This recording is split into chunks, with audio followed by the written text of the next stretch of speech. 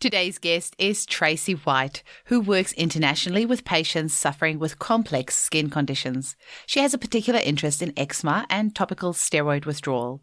Today's episode will cover what topical steroid withdrawal is and how homeopathy can help. And I know that this is a topic that's going to be very eye-opening for many of our listeners. Tracy is also co-principal of the South Downs School of Homeopathy and is passionate about teaching the magic of homeopathy to future homeopaths. For more information or to book an appointment, please visit www.online-homeopath.com. Enjoy the episode. Welcome to the Homeopathy Hangout, where we discuss all things homeopathy from around the world. And now my mum and your host, Eugenie Kruger.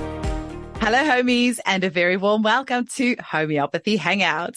Today, we get to hang out with Tracy White, all the way from the UK. Welcome, Tracy. Hi, Eugenie. Thanks for having me on. It's lovely to have you on. I have been begging Tracy to come on because we are going to be talking about eczema today, which is a massive topic, absolutely massive, and she is the expert. But first, Tracy, can you tell our listeners how you were first introduced to homeopathy? Well, yeah, okay. So about 15 years ago, my son, he's 17 now, he had a cough, which, as a mother, I kind of noticed occasionally, but it wasn't terrible. And I did have my own sort of little homeopathic kit, which I didn't know what to do with it, but I used to dabble with it and I would give him some remedies and things like that. And after a few weeks, I thought, best get this checked out by the doctor. And they told me that because I just thought maybe he's got a chest infection. He would only cough at night and it wasn't bad. So I went to the doctor and I said, oh, has he got bronchitis? And they said, well, he probably did have, but he's got pneumonia now. So as a mother, I felt terrible, but actually it was atypical pneumonia. So it wasn't terrible hospital, but they gave him a course of antibiotics and it didn't get rid of the chest issue at all. It just covered him in a rash from head to toe. So I went back. They gave him another course, which then he completed it, still had this cough. And I just thought, I don't know what to do here. So I took him to a homeopath who saw him, gave him one remedy, phosphorus, and his cough went, his chest cleared. And, even to this day, he's not had a chest issue since. He just doesn't seem to have that weakness there because it was a bit of a weak area for him, I think, as a really young child. And I was just fascinated by it. I just thought, wow, that is incredible because there was no rash, there was no cough, and his nosebleeds got better for a period of time as well. And of course, now I'm a homeopath, I know that all of that information is relevant. So it just really piqued my interest. I mean, I couldn't study at that point. I had a 2-year-old. Then I had another daughter, but a few years down the line, I went and then trained to be a homeopath, and I graduated in 2016. And I'm now co-principal of the college that I graduated from, which is lovely. So I really enjoy it. I teach there and still learn every day, which I think homeopathy is a fascinating subject. It really is. Now, you said you already had a little kit that you dabbled with. Do you remember where you got that kit from, or how you were first introduced to it, or who told you about it, or what made you buy the kit? I belonged and still do to a huge group of sort of holistic therapists, and there's all sorts of modalities going on there. And I think someone just mentioned it to me, and I saw the Helios kit, and I thought, oh, that's quite interesting. It's handy to have. I knew what I was doing with fever and stuff like that. So I think that's how I ended up having the kit. Yeah, but I didn't a little booklet that you get with the kit is great, but it doesn't give you very much information at all. So that I just was absolutely fascinated.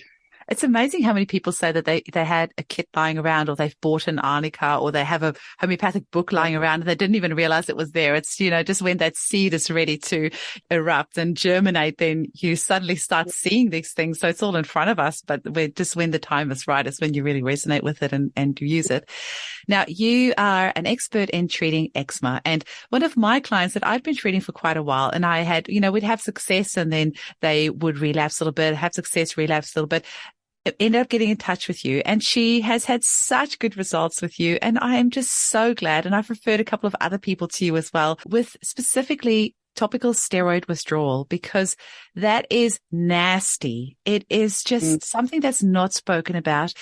And it's also called red skin syndrome. But I wonder, can you tell our listeners what is topical steroid withdrawal and what does it look like and how can you help? I think in a nutshell, topical steroid withdrawal is sheer hell. I think it's a difficult thing. I mean, how do you define it? I mean, modern medicine is starting to sort of recognise it rather tentatively, don't tend to want to put a name to it, don't tend to want to acknowledge it on people's medical notes, even though they might verbally say it to them in a sort of consultation. But topical steroid withdrawal, I mean, to me, it's an addiction to the steroids. People have used steroids for a long period of time, and sometimes not, sometimes quite short courses of steroids seem to tip people into that sort of red skin syndrome and the withdrawal. But it just makes skin behave in a way it's never behaved before, and people will I kind of stumbled across it because I did treat a lot of eczema, meet people with eczema, and people would come to me and say, oh, all of my life I've had very dry, cracked elbows behind my knees, those typical eczema places. And then they'll tell me a time when suddenly it changed. And there's always this tipping point where suddenly they're saying, and then suddenly my skin was all red and burning and I was swollen and my skin smelled and I regulate my temperature. And they would go to the doctor or the dermatologist and they would just be told it's eczema and given more steroids. And the thing is that person knows their body. They have lived with that skin condition for 15, 20, 30 years. Suddenly there's change. And to me, I was interested in what's changed that. Why is that person's skin now expressing in a completely different way than it's ever done before? So I think working with eczema and TSW is very difficult because I think there's a fine line between the two. There's a lot of suppression that goes on with steroids. And I kind of feel, for us as homeopaths, we're always looking at the way someone's skin behaves naturally as a sign to their inner imbalance. What's going on with this person? Let's look at all these clues.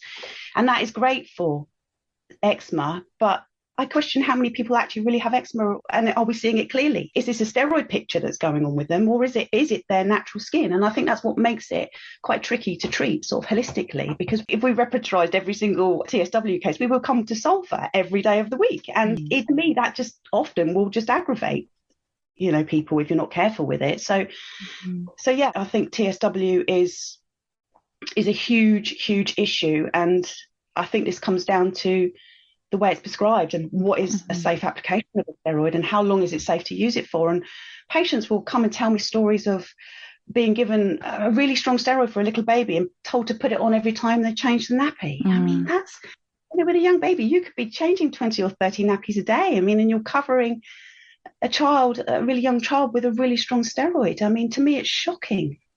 It really is shocking, and it just doesn't get questioned or talked about. So I guess for the rest of the episode, we'll just talk about TSW, topical steroid withdrawal. And otherwise, it's going to be very long. And red skin syndrome, it's so those two terms are used interchangeably, right? Yeah. You've got TSA, topical steroid addiction, which to me is sort of where the red skin comes from. And then you've got the sort of steroid withdrawal when someone actively stops putting steroids on their skin and everything that breaks loose from that. And I'm guessing people can have topical steroid withdrawal many years later, because I had a client with unbelievable steroid withdrawal. I mean, you've never seen anything like this, but they hadn't actually used steroids for something like 10 years. They used it when they were 2. And I think by the time I saw them, they were about 12. And I mean, I just feel so bad saying this, but this little boy, or this boy, probably looked as close to a leper as you could probably get. And what he would do is just sit in a bath of water for pretty much most of the day, and then sit in the house naked on the couch with like a sheet over him, because, he couldn't even touch any part of his body. And he just had to sit with his arms and his fingers and everything apart because he was in so much pain. And it is mind blowing that somebody can suffer from this even 10 years later, and that there's so little information about this, and doctors are prescribing steroids willy nilly. How does it present in your clinic, and what are some of the things that you've seen? I see people coming onto Zoom, Eugenie, who are just naked because they can't put clothes on. It's heartbreaking. I think people come onto Zoom don't appear to actually have any skin on their body. I mean, it's horrendous, and it upsets me that when they see a dermatologist, they're told that this is just eczema. How can that be eczema? How can it just? And I think that the way modern medicine treats eczema hasn't changed since I was a child. That's the way they're treating children now, and it's just a slippery slope. They never seem to want to ask why a child has a skin issue, that they never want to look at maybe advising the parents on allergy tests or offering allergy tests or offering dietary advice or asking anything about that general level of health with that child. They just want to prescribe steroids. And I think, and I don't know about Australia, but in the UK during the pandemic, you just haven't been able to generally see a doctor face to face. And I've had parents come with 12, 14-week-old babies who haven't even been able to do an online consult with a doctor, who've been given mometazone and really strong steroids. None of this hydrocortisone, let's ease them in gently. Wow, let's go in with the strong stuff. Protopic, immunosuppressive, not even licensed to children under 2, given to babies. It's heartbreaking. And, and modern medicine says, oh, well, eczema is a lifelong condition. Well, yeah, I agree it is. If that is the way that you're going to treat it, you are making it so.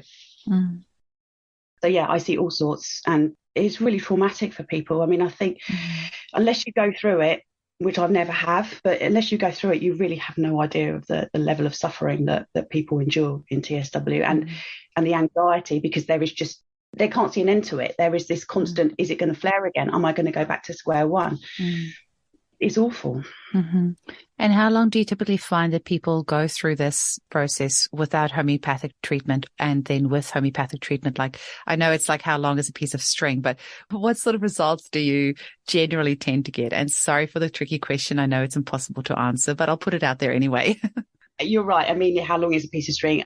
I think generally with children, I would tend to say that they tend to respond quicker, and maybe that's they've had less steroid on them. Not always, though. I mean, sometimes very young children have had really intense and even oral steroids, which I think are very problematic. So adults, it is so difficult. I mean, the way I tend to work and what I tend to look for is just steady improvement between appointments, and sometimes that's quite slow.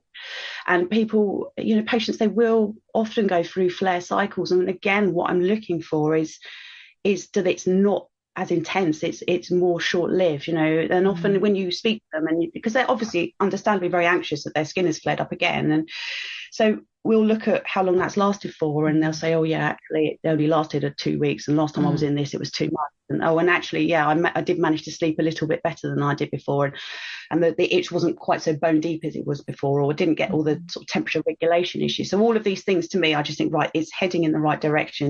We cannot undo years and years of sort of damage to the skin and suppression from steroids like that. But I'm always looking for, where can we take this person and what support do they need? This is the thing with TSW. It affects, it's a systemic, it's not just skin, it's like a systemic issue. It's systemic inflammation of the body. So they'll be reacting to foods that they've never had an issue with, and they'll get allergy tests done, and it will show that they're allergic to absolutely everything. And they're not really. It's just there is so much inflammation that the body is just in overdrive.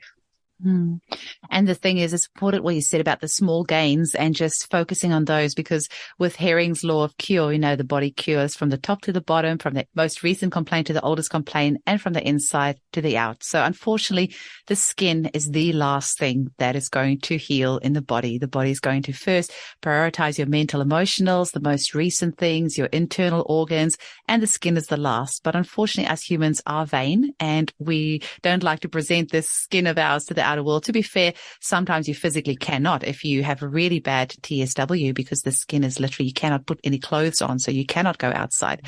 But often the skin is the last thing that will heal. And then I can imagine that trying to make a client understand that your body is not going to prioritize your skin. There's going to be other things that's going to want to heal first. It could be potentially a bit tricky with some clients, hey? Yeah, and again, it's about supporting all the detox pathways of the body. Everything. The skin is just in overdrive, and unfortunately the bone deep itch is a symptom of the skin. And so yes, maybe we've got remedies that might help take the edge off that a little bit. They're never going to disappear it, because it's part of that process. And I think, but it's the insomnia that comes with TSW that's a really big issue as well, just the sleep cycle. And I see it in almost everybody. TSW has so many different kind of ways it presents. It has these certain things that when I see it, I think, yeah, that's got to be TSW. But the sleep is almost absolutely everybody to some degree has this sleep thing where they go to bed 10, 11, 12 o'clock at night, and they will just lie there itching, tossing, turning. Their skin is alive, they're burning. And then they'll get to 5, 6 a.m. They can sleep. And they can often sleep for quite a few hours at that point if they're left, sometimes 1, 2 o'clock in the afternoon. And I think that's like the HPA access, or the adrenals and everything that kind of finally allow them to sleep. And I met a lady once who came to see me who'd gone through TSW, and she'd been better for quite some time. And she said she had this funny thing where her sleep went crazy. She went back to that TSW sleep, and it did it for a good 2 weeks, and then her skin flared. So it was almost like it was a precursor. You could see that process kind of awakening again in body. And that sort of, it was interesting to me that, yes, I can imagine if you're hot and itchy and uncomfortable, you're not going to sleep, but there's another element to it with tips. So, and which that's I don't see that's in eczema with people. Yeah, exactly. And that's where homeopaths are amazing, because you will really look at all those little fine details, not just physically how it presents, but also, when are you getting to sleep? What are you doing when you're asleep? What is the quality of the itch like? When is it better, worse? Like all of those little details that probably not many other practitioners, conventional or natural wise would ask you. And for homeopath, that's all very interesting and very helpful. Quick question. So, do you find that oral steroids can have the same sort of effect, or is it just the topical steroids? Oral steroids, I think, can have a huge rebound effect. And often this is what happens. You see someone will start to get this sort of red skin and not know what's going on, because some people don't stumble across TSW until they're already in it by accident. And some know about it and obviously understandably very fearful about going through that process. But I think often when the whole red skin thing kicks off, they will go to the doctor dermatologist and they're just given an oral course of prednisolone, and it does, it calms it down, it's great. And then as soon as they start to wean off, it's almost like what comes back is worse than they had before, and you're stuck in that cycle. I mean, I've been working with a client who's been on oral steroids for about 15, 20 years. I mean, that's phenomenal. She's off them now, amazingly. I think the other thing is as well, people will come and say, well, I haven't used very much steroids. But actually, when you go through their history and you see that maybe they've been using inhalers for allergies and they're steroid-based, and over-the-counter ones can have steroids in. They've been using asthma inhalers, which, I kind of feel are a bit of a different ballgame. And those people need sometimes. And I don't feel that they have such the issue that the orals and the creams and that do. But steroids are in so many things that I think. Nasal sprays as well. You can often get nasal. Yeah, allergy sprays, the nose sprays, they're to reduce all the inflammation. So they might think they haven't had that many, but if you actually add it all up, the times that they've used it here and there, it actually does add up. Yeah. I wonder, Tracy, can you maybe tell our listeners that are not very familiar with steroids and how they work, just a little bit about why they can cause so much havoc in the body?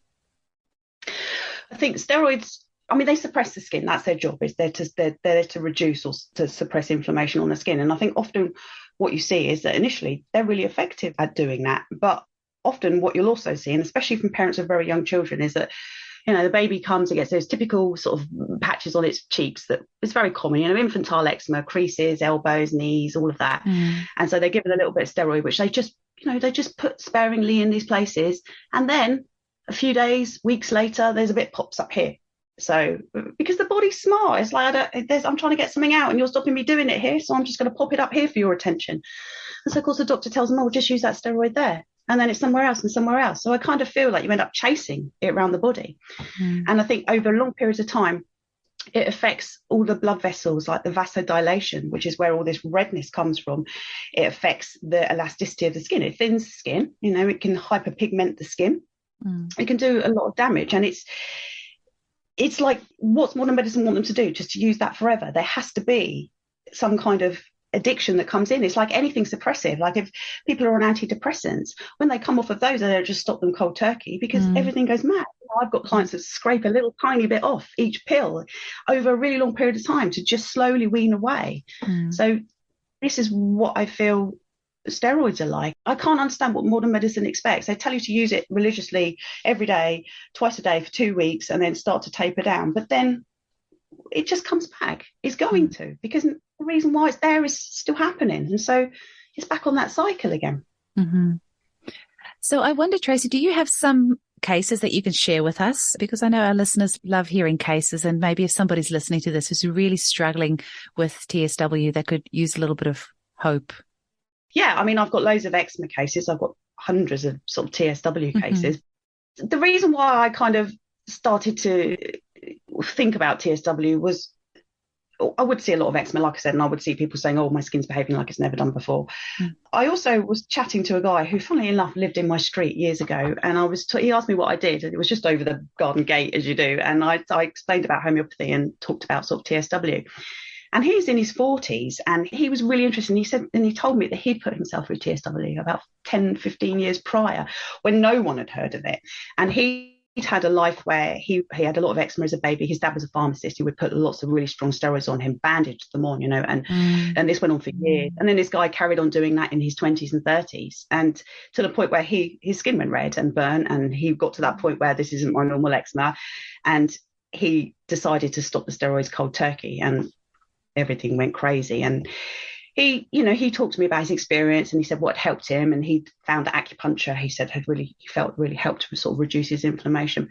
But what interested me was he told me that he'd had sort of 10, 15 years of religiously staying away from steroids. And I mean, anybody that goes through TSW, they are so scrutinizing everything that they ever come in contact with, because they're afraid. And so he was in his sort of mid-40s by this point, and he had arthritis in one of his knees. He had sort of pain in his knee, and they offered him a steroid injection in it, and he kind of toyed it over for a long time, and then he went for it, and his whole skin went red, and it didn't last. I mean, it wasn't a case of he went back to square one again, but that fascinated me. Why has that person's skin done that after all of this time of staying away from steroids? And so the homeopath brain then thinks, well, it's lurking somewhere, isn't it? It can't maybe physically be in the tissues of the body, but where is it? It's somewhere. Maybe it's in the vital force. So this is why I quite like the steroid detoxes, because I feel that they acknowledge that there's that suppression. And I think, the works of Ton Janssen, I mean, he talks about the steroid layer on people and how often are really well indicated remedies that might help, but I don't think that they often get through that. And that guy, to me, was a testament to the fact that there's that fingerprint of steroid on somebody, that ozone layer of steroid on them, maybe for how long after.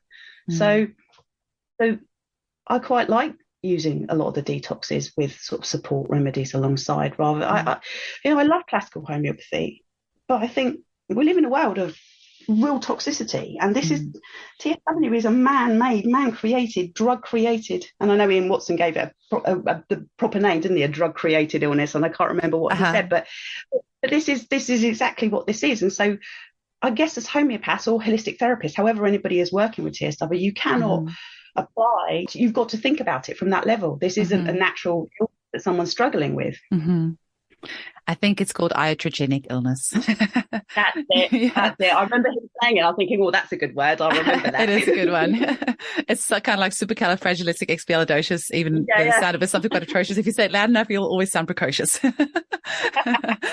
iatrogenic. So, that's interesting. I actually had wondered whether you use Ton Janssen's homeopathic detox therapy. And I think these days he calls it human chemistry or something else. But I think the rest of us just still call it HCT. And that's what I use as well. And I find it so effective. And unfortunately, so many homeopaths still, have a bit of a hang up about it because it's not classical homeopathy, but holy moly, the results you see in clinic is amazing. I'll put a caveat in there though, that this little boy who was so bad with his eczema, I mean, I did a lot of pre-work, months and months and months. And I thought that we could start introducing that detox, but we gave him just a 30C and holy moly, he flared up so badly. But how do you find your clients respond to the steroid homeopathic detox in general? Yeah, I mean, it's a bit of a mixed bag. I mean, I always give a pre-warning, because I think if you give a warning, it doesn't happen, does it? It's when you don't say this might flare things up that they come back. Generally, sometimes it's a bit flary. I've never seen it do anything awful for a prolonged period of time. I will see sort of a flare with it that may last a week or two. What I tend to see is go up through the potencies. There is often a potency that's going to trigger something. So in theory, often I find it's between sort of week 3 and 4 or 5 and 6. So it's the 30 or 200 or 1M potencies. But generally, when people come out the other side of it, they're like, wow, that was, that has been intense at times. Sometimes not, sometimes no reaction at all, and just a lot better. So I think it is a mixed bag. And I kind of feel that if it aggravates, it's because the thing we're detoxing has caused you an issue. And I see this with, I had a little boy recently who's not TSW, I don't think. I mean, he's had a small amount of steroids, but when he was a baby, he had a little pimple thing on his cheek, is very common, and the doctor gave an antibiotic cream, and it kind of spread to the other side on the antibiotic cream. No steroids at this point, and then they gave him a course of oral antibiotics, and when he woke up the following morning after the first dose, he was head to toe raw with eczema. It was unbelievable at the speed of which that happened. So my rational brain says, he did have a little bit of steroids to try and calm that, but it didn't work. My rational brain said, right, we'll use an antibiotic detox on that. I mean, this child was reacting to everything, air fresheners in the house. His mum's really kind. I've written a blog on him. He's on my website, so I can talk about him. But he responded so quickly. I mean, 2 years he'd been struggling with his skin by then, with sort of all this, nothing would get rid of it. And he would get these hive-like eruptions everywhere. He did an antibiotic detox, and there was no aggravation on that. It just progressively calmed over those 8 weeks to the point where he could go around without his clothes on, without taking his skin off and that. So I often think, giving the body back what's made us sick can make us better. I found that the antibiotic detox has been one of the most gentlest ones in my clinic. Pretty much everyone walks away with it. And so many people come back and say suddenly their bowel motions are better. They don't get sick as often. I mean, people come back with these stories after the detoxes and I'm like, really? Are you sure? Like, how is that even possible? Like, I will never forget the first lady that came in after her son did the MMR detox. And she said, my child is so much more affectionate. And I'm like, really? Really? Are you sure? Like, how is it possible? And then time after time after time, especially after the MMR vaccine detox, parents would tell me their children are more affectionate. And it's just after a while, I mean, you can't make this stuff up. And I will never forget the lady who came and told me after her contraceptive detox that she feels gratitude for the first time in her life. And I'm like, I need to record this stuff because people are just never going to believe me when I say this. Like, I need to seriously record this and we need to spread it all over the world because there is amazing stuff that happens in our clinics every single day that the world just does not know about yet. And I'm sure you have a gazillion stories as well. And that's the wonderful thing about homeopathy, isn't it? Because people might come with skin, but we know that we're looking at all of them. We're looking at every element of their life. And so when you see a remedy help in one area, you're going to see that ripple through to behavior, to characteristics, to all of those sort of things. And again, I mean, I've used vaccine detoxes quite a few times. When you're working with eczema, my especially with a baby, my thoughts are, right, okay, so what's gone on here? And babies with eczema, it's a rite of passage for so many, I think, and it's always generally around that 3-month mark that the parent will say something, and so much happens. Their little digestive systems learning, the parent tired, they might have introduced a little bit of formula and the dairy, they're not getting on with the dairy, or there was some antibiotics for something for mum or for baby, and that 1 course of antibiotics can disrupt your gut for up to 7 years, I read somewhere. I mean, it's fascinating. And gut and skin, they're so linked. I mean, it makes complete sense. And so rather than the doctors giving some probiotics, they give some steroids and so the cycle begins. It's not complicated at that point. And I'd rather see a baby like that than 5 years later with loads of steroids. But the detox is incredible. The mold detox, I use that one quite a lot. I've seen some really interesting stuff with that, but it's one of the biggest sort of underpinners of chronic illness, isn't it? So it really is. It makes sense. That was actually a great case that you ended up sharing, but is there anything else that you want us to have a chat about? I think what I want to be really careful of here is that TSW, going back to that, because this is what concerns me, is that people might be listening to this and they might not know about TSW. I mean, a lot of people don't. It's not something that's very well heard about. They might be using steroids on themselves or their child to manage eczema. And this might go against what the TSW community say, but I would never just suddenly stop. That if someone hears this and they suddenly stop, because that can bring forth a lot of problems. In my mind, TSW is a bit of a spectrum, and I think that there are people that put the steroid cream on and it's painful, it makes them burn. That steroid's not helping them anymore. They are struggling because of it, and I understand completely the logic of them stopping that, because that makes sense. But I think there's people where their skin still responds to a steroid, still calms it down. They're not in that addiction stage, and I think sometimes stopping it can create that in somebody. So I'm always wanting to, if people are using steroids and they're still working, I would far rather that they went and saw somebody, a naturopath, a homeopath, someone that's going to help support them and work on what's underlying, and so they can slowly wean. I've seen kids using a lot of steroids that have the parents have understandably not wanted to create this situation in them and have slowly weaned. I mean, one little girl I've been working with 2 years now, and she was using steroids every day. Bless her, she was so allergic to everything. Summer in the UK for her was hell. Spring, summer, she couldn't leave the house because of her allergies and her discomfort.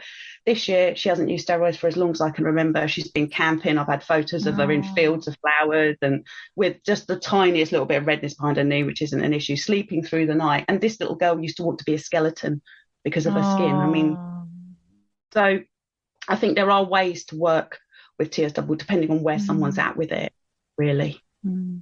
The amazing Hilary Dorian, I did her eczema course a few years ago, and she said the same thing, that it's actually better to wean them off. And, you know, you use a little bit of like aqueous cream or whatever, and, you know, put a little bit of the steroid cream in that and just reduce that amount so that you've still got that cream covering the skin, but just the percentage is slower and slower. So you're just weaning them off that.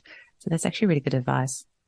Yeah. And I think, like, going back to the whole antidepressant analogy, it's a similar thing, isn't it? You're very slow, just trying to help someone reduce their need for it. But you've got to work with why it's there and coming back, you know, otherwise it's just a slippery slope. But yeah, I mean, there's so many things I could say about TSW. It's just. Well, your photos on your website speak for itself. And they say a picture paints 1,000 words, and there are thousands and thousands of words being painted on your website. You cannot hide those results. It's really, really remarkable. I was going to ask you as well, Tracy, with the homeopathic detox therapy, you know how it's usually done over an 8-week period. Do you find that you need to slow that right down and do that over a longer period of time with some of these clients, or can you usually complete it within the 8 weeks? Normally within 8 weeks. I mean, sometimes people will contact me and they're a bit flared up. And, you know, I think the point to be made as well with TSW is that it is so unpredictable. There's so many anomalies happening. They're reacting to all sorts of things. So I think sometimes it's hard to know what is causing them to flare up. It may be the detox. It may be something else. It may be just their typical flare cycle. But what I tend to do is if someone's struggling and it hasn't settled in a couple of days, I might get them just to take a break from it for a week, let it all settle down, go back to it. And often you don't see that aggravation again. And I know with the detoxes, you can take huge breaks from them. The body remembers, you just go back to it. So, yeah, I mean, generally, 8 weeks I tend to find is okay. Some, like I say, will stagger a bit longer depending on what's happening. Some people just plough through, some people can't, and some people don't get any reaction bad at all. It's just trying to manage each individual one, I think. Amazing. Tracy, what's your final message? Well, actually, firstly, how can people get hold of you? And what's your final message that you want to leave our listeners with? People can get hold of me through Facebook, Tracy White Homeopathy, and my website is tracywhite.co.uk, or Online Homeopath. I think I've got a couple. Yeah, I've got online-homeopath.com. Yeah, that's the one. Yeah, I've got a Facebook group as well, which is, you know, it's aimed at experts. There's a lot of conversation about TSW in there because I think the two are very interlinked. Oh, amazing. You'll have to send me the link so we can put the Facebook group in the show notes. Oh, yeah, no, that's great. Okay. What is the group called? I think it's called, it's either eczema and homeopathy or homeopathy and eczema. I can't remember which way around I did it. I always remember which way around I did it. I will send you the link to it. It's got about 3,500 members in there. And actually, it's a really nice community. I'm really proud of it because I think generally people are really supportive in there, and it's not just about homeopathy. I mean, there's talk about sort of creams and supplements and just people asking questions, and it's got to the point where I don't have to do a lot in there. There's such a nice bunch that they kind of help each other and contribute, which is really lovely. And I think my take home message is, I think everything heals. You know, the skin, the whole body is an incredible organ of regeneration, and we have to change the way we treat it in order to see change. And we have to change the environment that it's in to see it thriving. And I think that with homeopathy, especially for situations like this, it is not a quick fix. You know, I don't trust quick fixes because that's what a steroid is and look what it does. You know, so it's about trying to support somebody, not just physically but emotionally, because with skin issue, with eczema, with TSW, it's not just a skin issue. You know, it impacts everybody. It impacts mental health. You've got mums that can't look after their children. You've got people that can't go to work and earn a living. You know, it's a huge life limiting condition to go through. And it doesn't fix quickly, but I do know that people can heal from it. I do see people healing from it. It's a bumpy journey. But when you meet people on the other side of it, their whole perspective is different. You know, it has changed their life. And it's a hell to go through. But the things that they feel afterwards, the way they treat their body, and it changes the way they medically treat their children. So I kind of feel like what positive things that can stem from going through that sort of trauma. But people do get better. And I just think when you're going through it, it's hell. And when you're in those forums, which I'm not, there's so many pictures that are so triggering for people and of what they're going to go through. That there's so much fear and anxiety, and it is awful. And this is why I like homeopathy, because we look at that as well. It's not just about the skin, it's how you're feeling. What can we do to support you? How can we make you feel better? Yeah, it really that's a very long. No, that's beautiful, because it really does affect the whole family. Because I have had a few little clients where the parents are not sleeping at night because they're lying there holding the child so they don't scratch themselves. I've personally found syphilinum amazing for that, thanks to Hilary Dorian's lecture. But, suddenly these parents say, oh, wow, I can sleep. I don't have to hold my child all night to prevent them from scratching themselves red raw and waking up on a bloodstained sheets because they're just scratching themselves to pieces. So, it's really great. I've just suddenly remembered that it was actually a listener that emailed me that's been listening to the podcast. And it must be like 5 months ago. She said, you have to contact this lady, Tracy White. She's been helping me with TSW, had such good results. You should get her on the show. So thank you to that listener for putting us in touch. And thank you so much for your time today, Tracy. I know you're a very busy lady. I'm so glad I could track you down and we could have this chat. And I know it's going to give a lot of hope to, people listening to this and maybe not even realizing that TSW is actually what it is that they're going through. And now that they know, it's going to give them some more tools to be able to heal. Yeah, I mean, it's just to mention as well, is a brilliant resource for people who think they're going through topical steroid withdrawal. What is, sorry?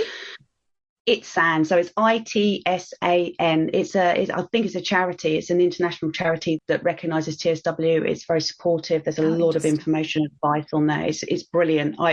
If I ever think, because obviously we don't diagnose as homeopaths, do we? So it's grey area. And if I feel like maybe someone is impacted by TSW, I'll just point them in the direction of ITSAN and go and have a look, see what you think. Thanks for that handy resource. Yeah, it's really good, really good. They are brilliant, and they're all over Instagram and that. They've got a lot of information out there. So yeah, definitely. Wonderful. It was so lovely to chat with you, and I'll speak with you very soon. Thank you. See you. Bye.